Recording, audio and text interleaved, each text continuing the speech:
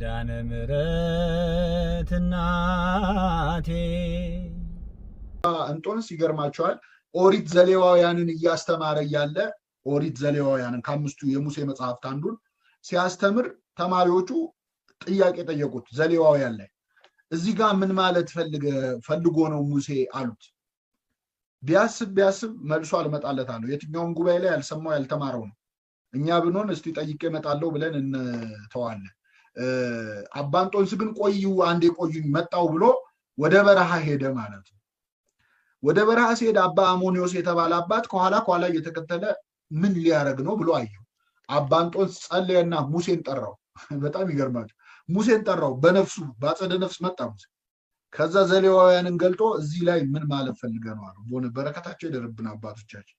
መጽሐፍ ሲከብድ ጠርተ ማናገር ማለት ነው የመጽሐፉን ጸሐፊ ነብዩ እና ያኔ በዘፍኑ በነፍሱ ወይም በነፍሱ የተላከ ነው ይባላል። ልክ እንደዚያ ባጸደ ነፍስ ነው የተገለጠው ሙሴ የሚሉ አሉ። አይ ባጸደ ስጋ ነፍሱ ከስጋው ተዋህዳ ነው የሚሉ አሉ። ያም ሆነ አምላካችን ኢየሱስ ክርስቶስ ሙሴና ኤልያስን ለነዚህ ደቀ መዛሙርት አሳያቸው።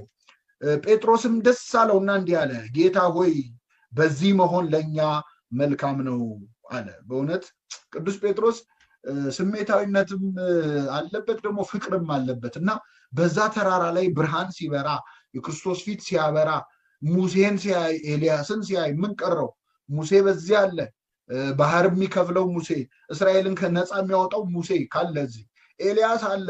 ደመና የሚለጉመው ምግብ አበርክቶ የሚያበላው ካለ ነቢያትህ ካሉ አንተ ካለ ጌታ ሆይ አንተ አሳና እንጀራ፣ ኤልያስ ደግሞ ዘይቱንና ዱቄቱን እያበረከተ ሙሴም ደግሞ ባህር እየከፈለ እዚሁ ብንኖር አለ። በቃ ተመኘ ቅዱስ ጴጥሮስ። በዚህ መሆን ለኛ መልካም ነው አለ። እንግዲህ ለዚህ ነው ደብረ ታቦር የቤተክርስቲያን ምሳሌ ናት የምንለው። ዛሬም በዚህ መሆን ለኛ መልካም ነው የምንለው ለቅድስት ቤተክርስቲያን ነው። ጌታ ሆይ በዚህ መሆን ለኛ መልካም ነው አለ። በዚህ መሆን ለአንተ መልካም ነው አይደለም፣ ለኛ ነው መልካም። ብዙ ጊዜ ቤተክርስቲያን መምጣታችን ወደ ቅድስት ቤተክርስቲያን መጠጋታችን ለእግዚአብሔር የሚጠቅመው ይመስላል። አይደል፣ ለኛ ነው። ምን ይጠቅመዋል? ይህ ምን ይላል ቅዱስ ባስልዮስ? ጌታ ሆይ ያንተ አምላክነት ለኔ ይጠቅመኛል እንጂ እኔ ፍጡርነት ላንተ አይጠቅምህም ይላል። እውነት ነው። ለቤተ ክርስቲያን እኛ ምን ጠቅማታለን? እሷ ትጠቅመን ይሆናል እንጂ እኛ ከማሰደብ ውጭ ምንም እኮ ጠቅመናት አናውቅ። ስለዚህ በዚህ መሆን ለእኛ መልካም ነው። ብትወድስ አለ እግዚአብሔር ካልወደደ በቤቱ መቆየት አይቻልም። ብትወድስ በዚህ 3 ዳስ አንዱን ለአንተ አንዱን ለሙሴ አንዱንም ለኤልያስ እንስራ አለ። ሙሴ ማን ነው? ጴጥሮስ በዚህ ተራራ ላይ 3 ዳስ ለመስራት ሐሳብ አቀረበ ማለት። እዚህ ውስጥ ብዙ ትምህርት አለ። አንደኛ ለኔ ለዮሐንስና ለያዕቆብ እንዲሁም ለናንተ እንስራ አይደለም ያለው፣ ለአንተ ለሙሴ ለኤልያስ ነው። ቅዱሳን ለኔ አይሉም። እኔ የምንለው እኛ ነን። ለራሱ ጥቅም አላሰበም። ለአንተ ለሙሴ ለኤልያስ 3 ዳስ እንስራ አለ። አይ ሙሴ በእውነት ጴጥሮስ የዋህነቱ ሙሴን የሚያህል በምድር ላይ ድንኳን ሰሪ በነገራችን ላይ የለም፣ ወደር የማይገኝለት። ደብተራ ኦሪትን የሰፋው እሱ ነው፣ ያሰፋው ያረቀቀው እሱ ነው። እና ድንኳን ሰሪውን ሙሴ ቁጭ አድርጎ እኔ 3 ዳስ ልስራ አለ። ትትናው ነው። ላገልግል አለ። ሐዋርያ ነው እኮ ነቢዩን ላገልግል አለ። ነቢያት አልፎባቸዋል። የኦሪት ሰዎች ናቸው። እኛ አዲስ ኪዳን ነን ያንተ ነን አላለ። ለአንተ ለሙሴ ለኤልያስ 3 ዳስ ሰርተን እኛ ከደጅ እናገልግል። ሐዋርያት ለዚህ ነው ትትናቸው ነው ከፍ ያደርጋቸው፣ ለትሑታን ጸጋን ይሰጣል እንደተባለ ማለት። ስለዚህ ለአንተ ለሙሴ ለኤልያስ 3 ዳስ እንስራና እዚሁ እንቀመጥ አለ። ብትወድስ አለ። ጴጥሮስ እንግዲህ በታቦር ተራራ ላይ የህንፃ አሰሪ ኮሚቴ ለማቋቋም ነው የሞከረው ማለት ነው በእኛ አማርኛ ስንገልጸው። እዛ ተራራ ላይ 3 ዳስ እንስራ አለ። ስንት አይነት ነው የመቅደሱ ካላችሁ? ለአንተ አለ ለክርስቶስ፣ ለሙሴና ለኤልያስ አለ። ዛሬ በቤተክርስቲያናችን በእግዚአብሔር ስም ቤተ መቅደስ ይታነጻል። ለአንተ ያለው ማለት ነው። ለሙሴ ለህጋውያን በጋብቻ ጸንተው በንጽህና ለኖሩ ለጻድቃን ይሰራል ቤተ መቅደስ።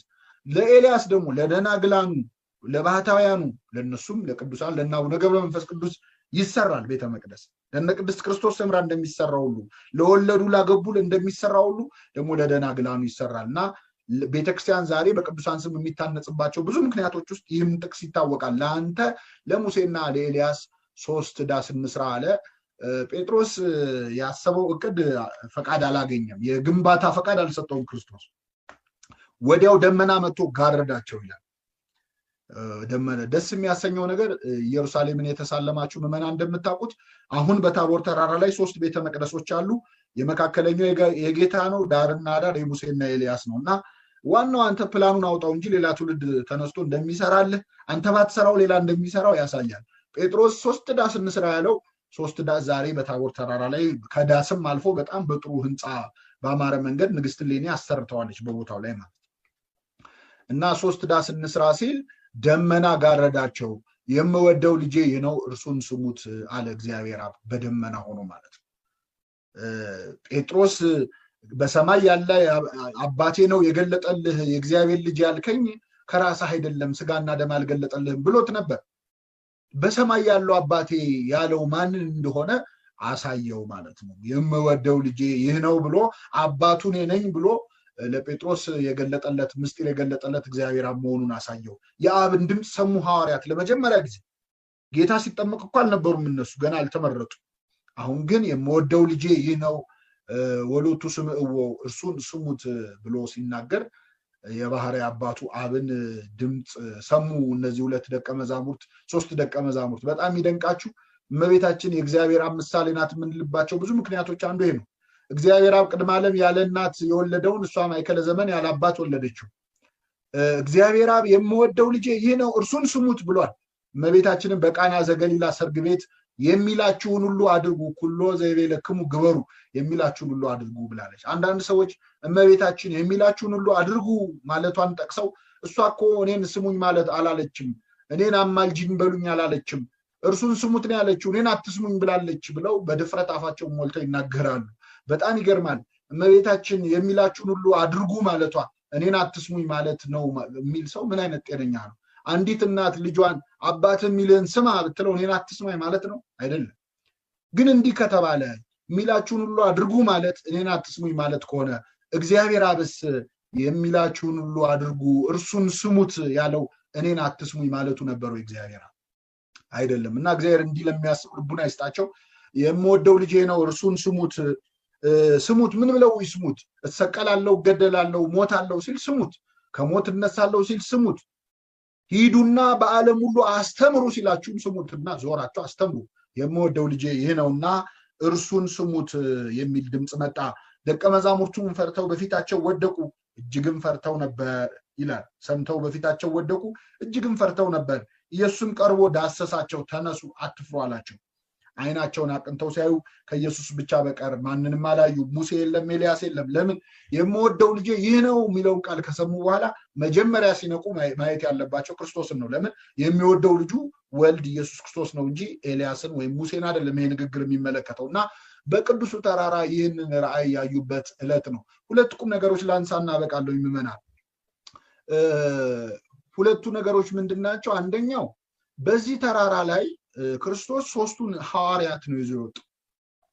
ሐዋርያት እንደምታውቁት 12 ናቸው በቁጥር ስናቀናንሰው 9 ሐዋርያት መሬት ላይ አሉ ማለት ነው።